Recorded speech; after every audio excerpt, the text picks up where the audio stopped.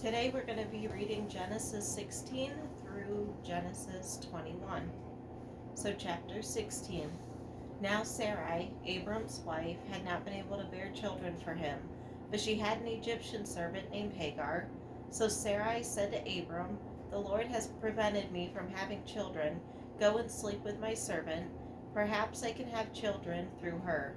And Abram agreed with Sarai's proposal. So Sarai, Abram's wife, took Hagar, the Egyptian servant, and gave her to Abram as a wife. This happened 10 years after Abram had settled in the land of Canaan. So Abram had sexual relations with Hagar, and she became pregnant. But when Hagar knew she was pregnant, she began to treat her mistress Sarai with contempt. Then Sarai told Abram, "This is all your fault. I put my servant into your arms, but now that she's pregnant, she treats me with contempt. The Lord will show who's wrong, you or me." Abram replied, "Look, she is your servant, so deal with her as you see fit." Then Sarai treated Hagar so harshly that she finally ran away. The angel of the Lord found Hagar beside a spring of water in the wilderness, along the road to Shur. The angel said to her, "Hagar, Sarai's servant, where have you come from, and where are you going?" "I'm running away from my mistress, Sarai," she replied. The angel of the Lord said to her, "Return to your mistress and submit to her authority."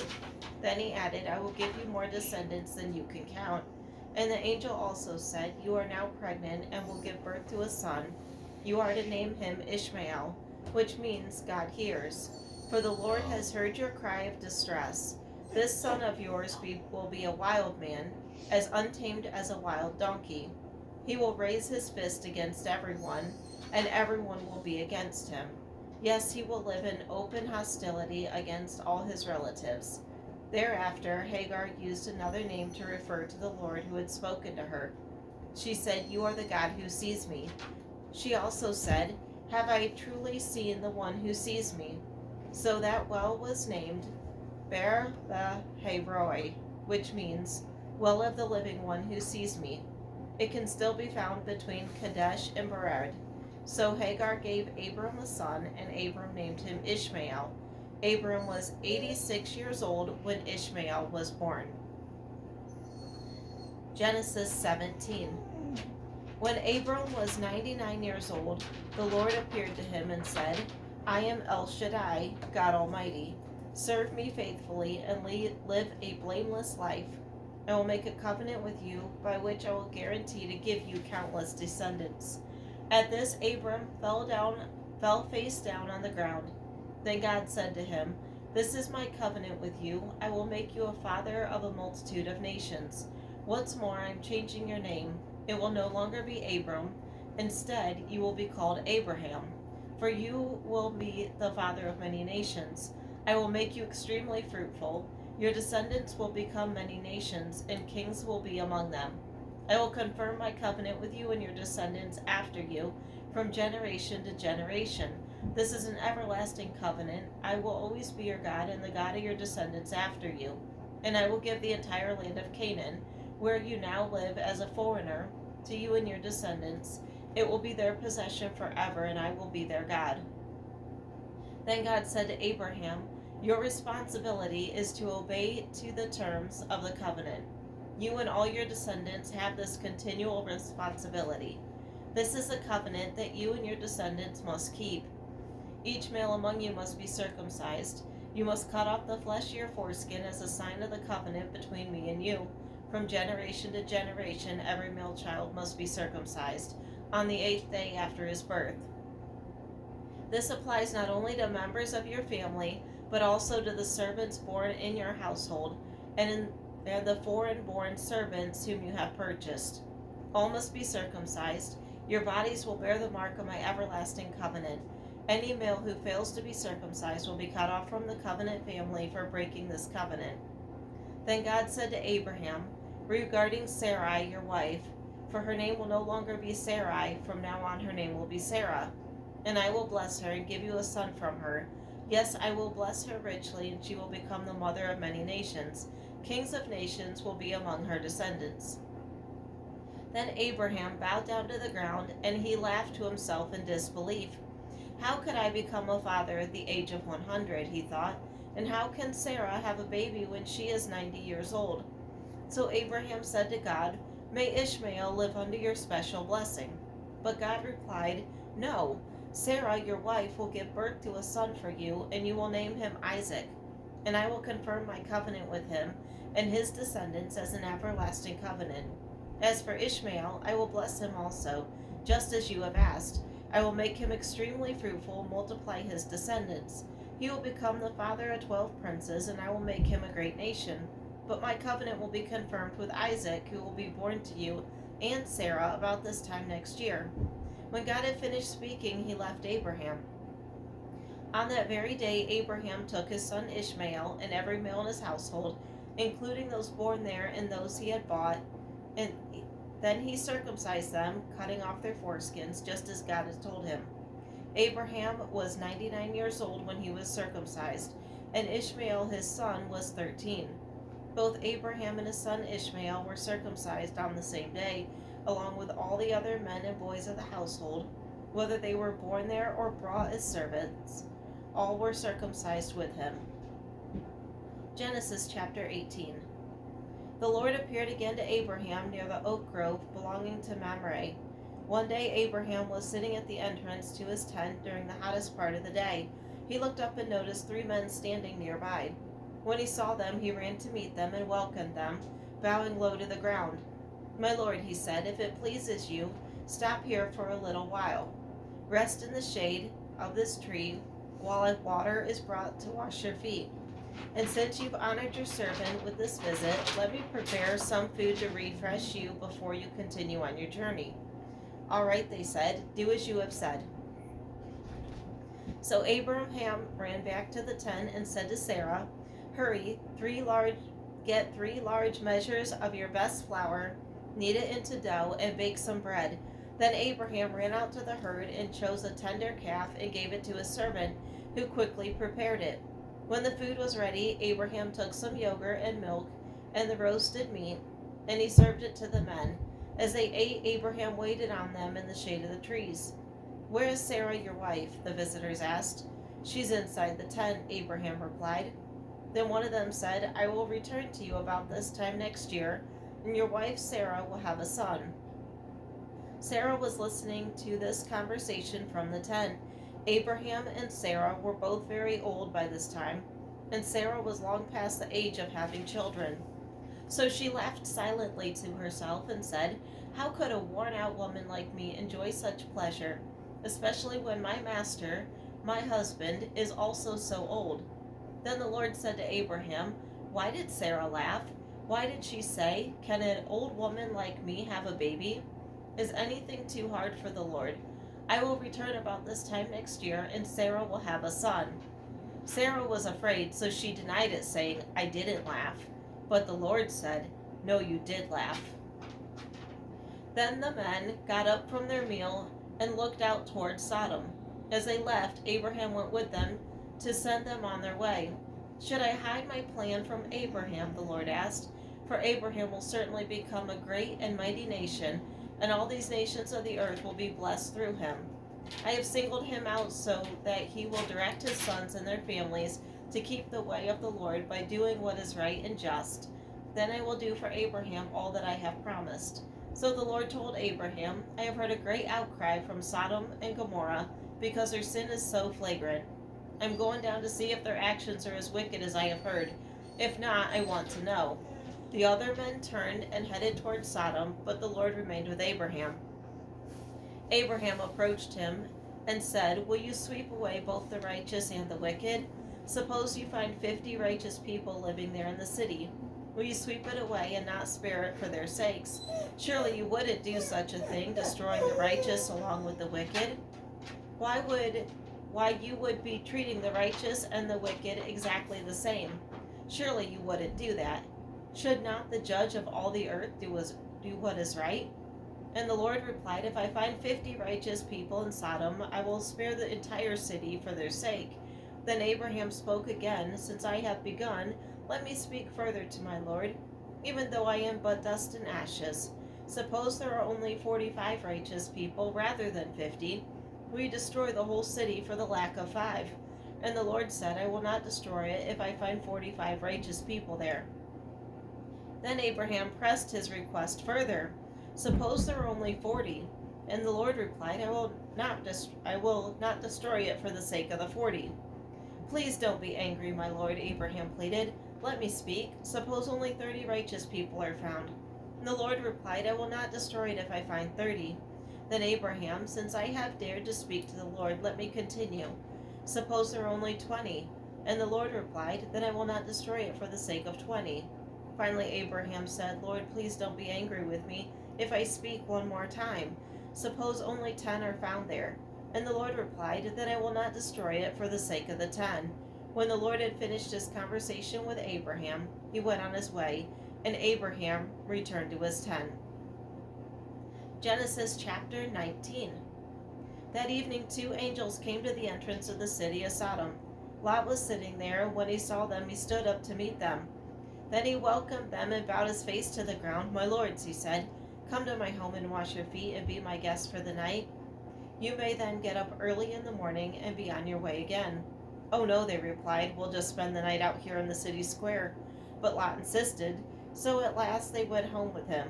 Lot prepared a feast for them, complete with fresh bread made without yeast, and they ate. But before they retired for the night, all the men of Sodom, young and old, came from all over the city and surrounded the house. They shouted to Lot, where are the men who came to spend the night with you? Bring them out to us so we can have sex with them. So Lot stepped outside to talk to them, shutting the door behind him. Please, my brothers, he begged, don't do such a wicked thing. Look, I have 2 virgin daughters. Let me bring them out to you, and you can do with them as you wish, but please, leave these men alone, for they are guests and under my protection. Stand back, they shouted. This fellow came to town as an outsider, and now he's acting like our judge. We'll treat you far worse than those other men. And they lunged toward Lot to break down the door. But the 2 angels reached out, pulled Lot into the house, and bolted the door. Then they blinded all the men, young and old, who were at the door of the house, so they gave up trying to get inside. Meanwhile, the angels questioned Lot. Do you have any other relatives here in the city? They asked. Get them out of this place. Your sons-in-law, sons, daughters, or anyone else, for we are about to destroy this city completely. The outcry against this place is so great it has reached the Lord, and he has sent us to destroy it. So Lot rushed out to tell his daughter's fiancés, quick, get out of the city, the Lord is about to destroy it. But the young man thought he was only joking. At dawn the next morning, the angels became insistent. Hurry, they said to Lot, take your wife and your 2 daughters who are here, get out now, or you will be swept away in the destruction of the city. When Lot still hesitated, the angels seized his hands and the hands of his wife and 2 daughters, and rushed them to safety outside the city, for the Lord was merciful.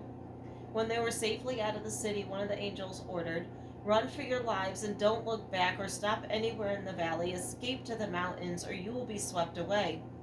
Oh no, my lord, Lot begged. You have been so gracious to me and saved my life, and you have shown such great kindness. But I cannot go to the mountains. Disaster would catch up to me there, and I would soon die. See, there is a small village nearby. Please let me go there instead. Don't you see how small it is? Then my life will be saved. All right, the angel said.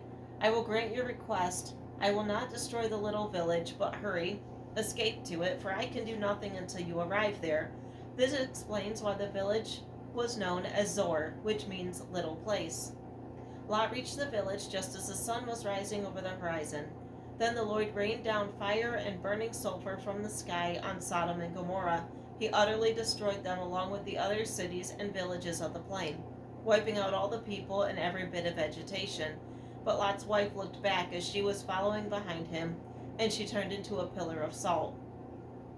Abraham got up early that morning and hurried out to the place where he had stood in the Lord's presence. He looked out across the plain toward Sodom and Gomorrah and watched as columns of smoke rose from the cities like smoke from a furnace.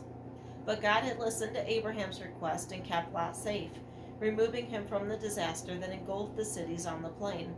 Afterwards, Lot left Zor because he was afraid of the people there, and he went to live in a cave in the mountains with his 2 daughters.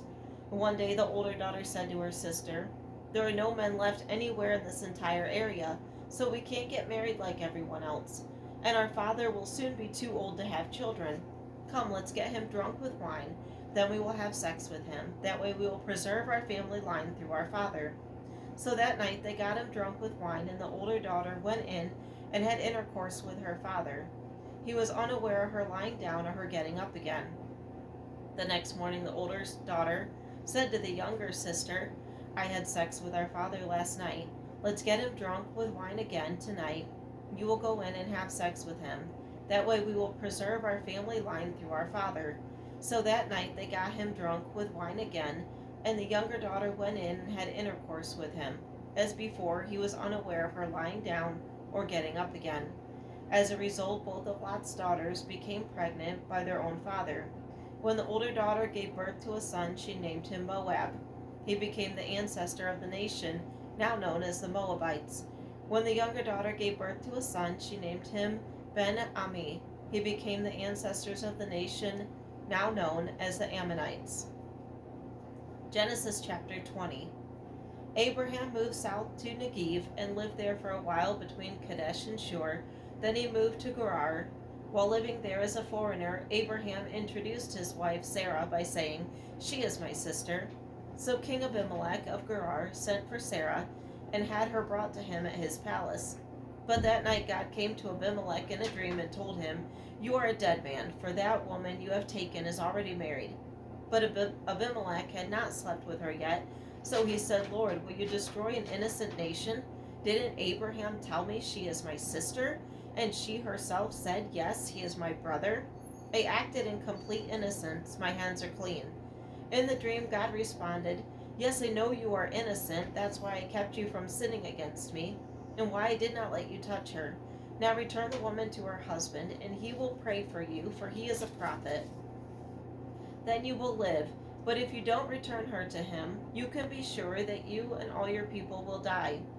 Abimelech got up early the next morning and quickly called his servants together. When he told them what happened, his men were terrified. Then Abimelech called for Abraham. "What have you done to us?" he demanded. "What crime have I committed that deserves treatment like this, making me and my kingdom guilty of this great sin? No one should ever do what you have done. Whatever possessed you to do such a thing?" Abraham replied, "I thought, this is a godless place. They will want my wife and kill me to get her. And she really is my sister, for we both have the same father but different mothers. And I married her.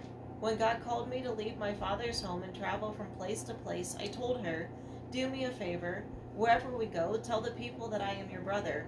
Then Abimelech took some of his sheep and goats and cattle, and male and female servants, and he presented them to Abraham. He also returned his wife Sarah to him. Then Abimelech said, 'Look over my land and choose any place where you would like to live.' And he said to Sarah, 'Look, I'm giving your brother 1,000 pieces of silver in the presence of all these witnesses. This is to compensate for you for any wrong I may have done to you. This will settle any claim against me, and your reputation is cleared.' Then Abraham prayed to God, and God healed Abimelech, his wife, and his female servants, so they could have children. For the Lord had caused all the women to be infertile because of what happened with Abraham's wife Sarah. Genesis 21. The Lord kept his word and did for Sarah exactly what he had promised. She became pregnant and gave birth to a son for Abraham in his old age. This happened at just the time God had said it would. And Abraham named their son Isaac. 8 days after Isaac was born, Abraham circumcised him as God had commanded. Abraham was 100 years old when Isaac was born. And Sarah declared, "God has brought me laughter, for all who hear about this will laugh with me. Who would have said to Abraham that Sarah would nurse a baby? Yet I have given Abraham a son in his old age." When Isaac grew up and was about to be weaned, Abraham prepared a huge feast to celebrate the occasion. But Sarah saw Ishmael, the son of Abraham, and her Egyptian servant Hagar, making fun of her son Isaac. So she turned to Abraham and demanded, "Get rid of that slave woman and her son. He is not going to share the inheritance with my son Isaac. I won't have it." This upset Abraham very much because Ishmael was his son. But God told Abraham, "Do not be upset over the boy and your servant. Do whatever Sarah tells you, for Isaac is the son through whom your descendants will be counted." but I will also make a nation of the descendants of Hagar's son, because he is your son too. So Abraham got up early the next morning and prepared food in a container of water and strapped them on Hagar's shoulders. Then he sent her away with their son, and she wandered aimlessly in the wilderness of Beersheba. When the water was gone, she put the boy in the shade of the bush. Then she went and sat down by herself about 100 yards away. I don't want to watch the boy die, she said, as she burst into tears. But God heard the boy crying, and the angel of God called to Hagar from heaven. Hagar, what's wrong? Don't be afraid. God has heard the boy crying as he lies there. Go to him and comfort him, for I will make him a great nation from his descendants. Then God opened Hagar's eyes, and she saw a well full of water. She quickly filled her water container and gave the boy a drink. And God was with the boy as he grew up in the wilderness. He became a skillful archer and settled in the wilderness of Paran. His mother was arranged for him to marry a woman from the land of Egypt. About this time, Abimelech came with Phicol, the army commander, to visit Abraham. God is obviously with you, helping you in everything you do, Abimelech said. Swear to me in God's name that you will never deceive me, my children, or any of my descendants. I have been loyal to you, so now swear that you will be loyal to me in this country where you are living as a foreigner. Abraham replied, Yes, I swear to it. Then Abraham complained to Abimelech about a well that Abimelech's servants had taken by force from Abraham's servants. This is the first I've heard of it, Abimelech answered. I have no idea who is responsible. You have never complained about this before. And Abraham then gave some of his sheep, goats, and cattle to Abimelech, and they made a treaty. But Abraham also took 7 additional female lambs and set them off by themselves. Abimelech asked, Why have you set those 7 apart from the others? Abraham replied, Please accept these 7 lambs to show your agreement that I dug this well. Then he named the place Beersheba, which means well of the oath, because that was where they had sworn the oath. After making their covenant at Beersheba, Abimelech left with Phicol, the commander of his army, and they returned home to the land of the Philistines. Then Abraham planted a tamarisk tree at Beersheba, and there he worshipped the Lord, the eternal God. And Abraham lived as a foreigner in the Philistine country for a long time.